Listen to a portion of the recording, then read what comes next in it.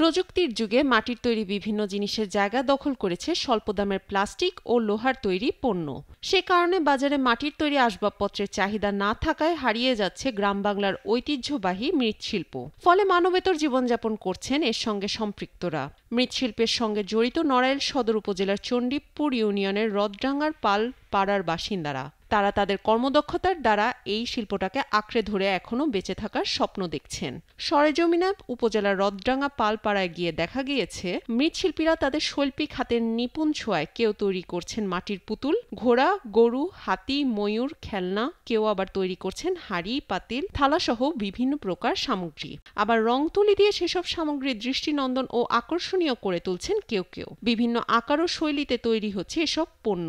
বাপদাদার আমল থেকে মাটি দিয়ে বিভিন্ন নিত্য প্রয়োজনীয় পণ্য তৈরি করে আসছেন তারা। মাটির সঙ্গে এই গ্রামের মানুষের গভীর সম্পর্ক থাকলেও মাটি তাদের ভাগ্য পরিবর্তন করাতে পারেনি।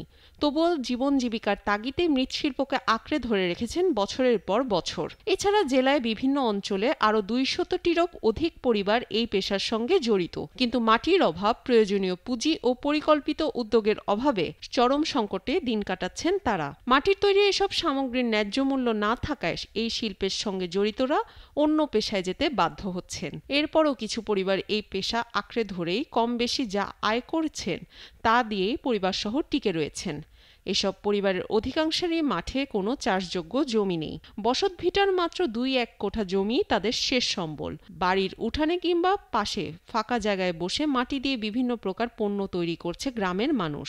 সেখানকার একাধিক বাসিন্দা জানান, সকাল থেকে শুরু হয় এসব পণ্য তৈরির কাজ। এরপর রোদে শুকানো ও রং তুলির সাহায্যে সৌন্দর্য বাড়ানো হয়। নারী পুরুষরা সমান তালে এই কাজ করেন। তাদের সহযোগিতা করেন ছেলেমেয়েরাও।